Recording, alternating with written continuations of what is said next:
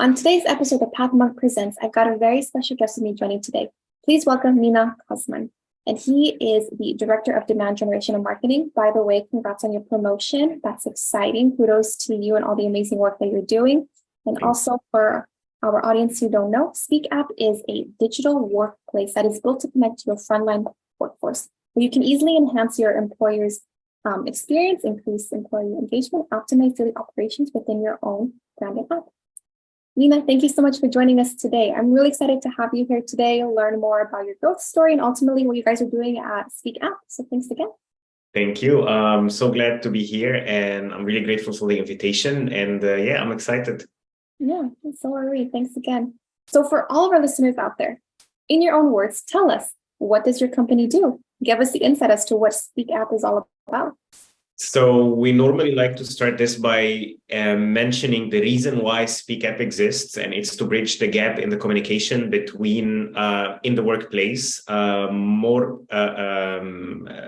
like precisely between the headquarters and the frontline employees. So Speap is not for companies where most of the employees are working from their desks or from their laptops. It is for companies that have a frontline or an on-location workforce that is dispersed or distributed around multiple locations, and all they have is their phones, basically. So it bridges this gap in communication between the organization and the frontline employees who are either in the factory floor or inside the retail shops or in the restaurants or in the kitchens or on the cruise ships.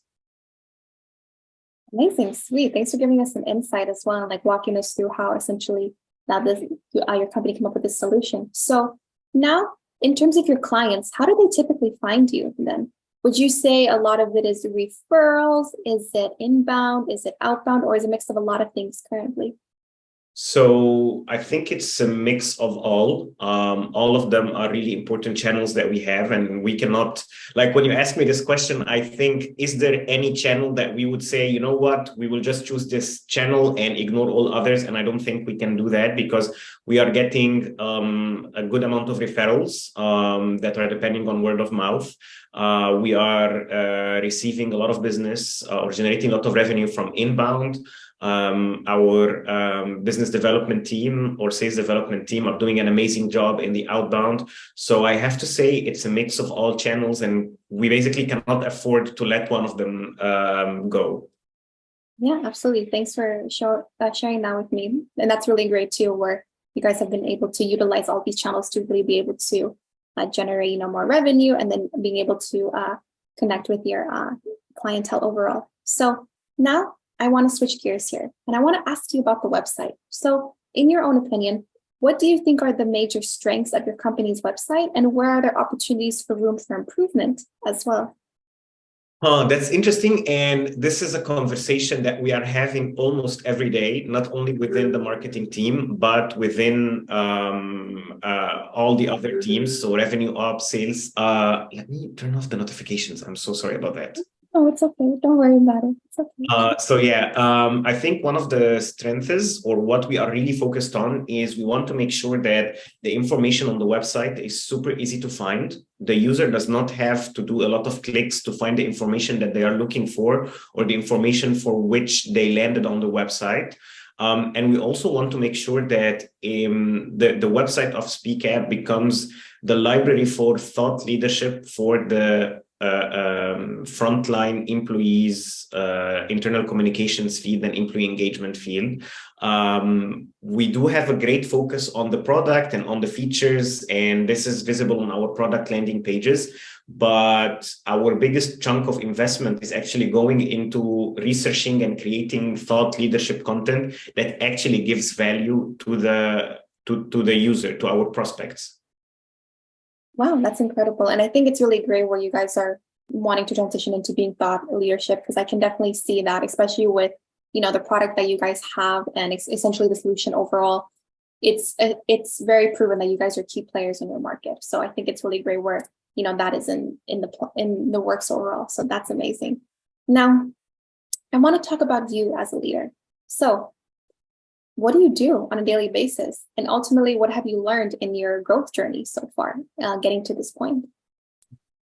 So on daily basis, I think what I do, and I think most people who are doing demand generation will do, is I just panic about revenue, just like anyone else does.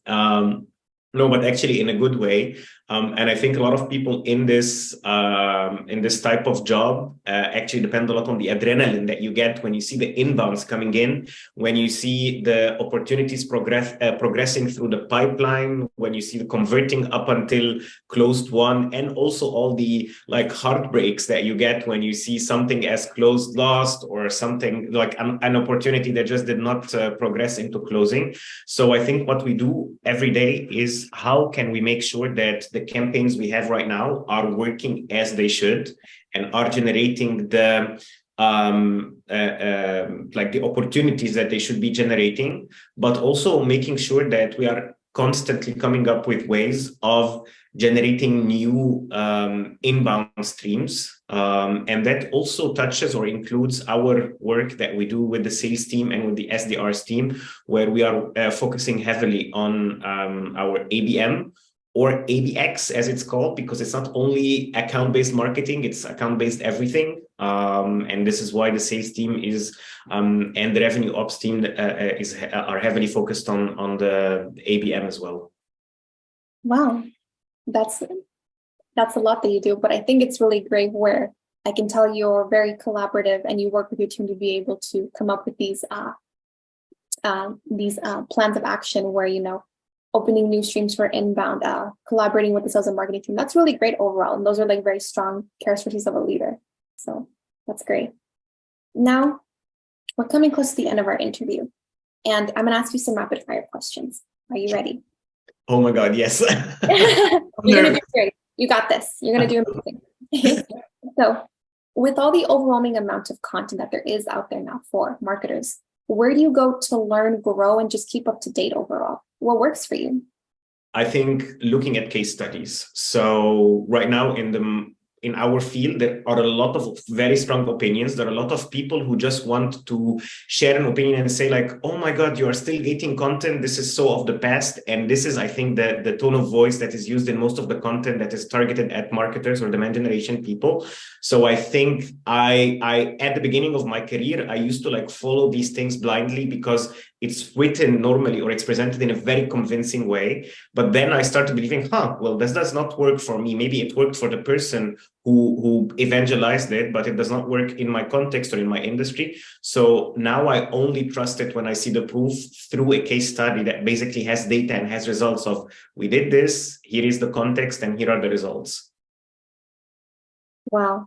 No, really sound advice. And I love too how you emphasized on case studies. That's one resource that I think a lot of people tend to look over, because that's what they're there for. Case studies are there to help you learn, to be able to provide different perspectives, and ultimately give you a different tunnel vision as for like where it could help you within your realm of work overall.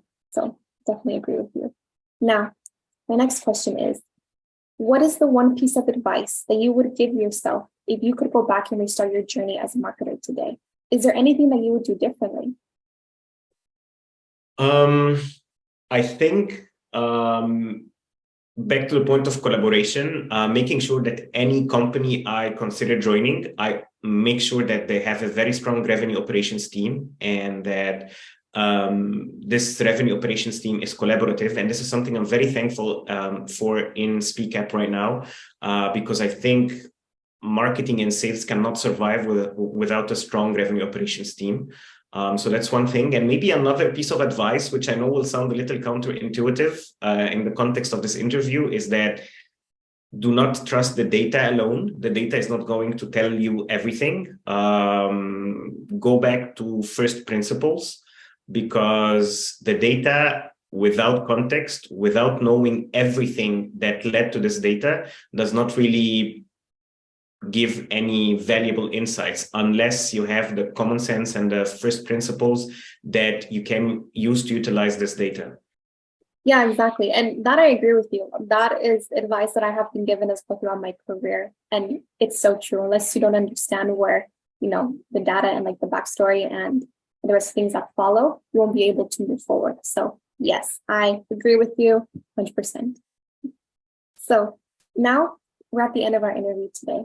And I want to thank you so much for joining us on the podcast. But I also want to give you the last word. If anyone were to forget about everything we've talked about in this interview today, what is the one thing you want them to remember about Speap overall? What I would want them to remember about Speap is the life of an internal communicator and the life of a frontline employee is complicated enough and contains a lot of moving pieces. And it's really important to have a tool among all the stack of tools that the HR team has and the internal communications team has, to have a tool that is easily integratable with the rest of their stack and that makes their life easier. And that also allows them to do their best work without having to worry, is this work going to reach the frontline employees or not? And when they stop worrying about this and have trust that the tool they are using will really deliver or bridge this communication gap, then they can really do their best work. Absolutely. And this tool is really great as well. I wish I had it, 3-4 years ago when I was like working with frontline workers. This would have been such a game changer back then. But ultimately, thank you so much, Mina. It was a real pleasure. I loved hearing about your growth story, learning about what you do, and ultimately the advice that you shared. So thank you again so much. Thank you very much. Thank you for having me. Absolutely. And for all of our listeners out there, check us out next week on Pathmonk Presents.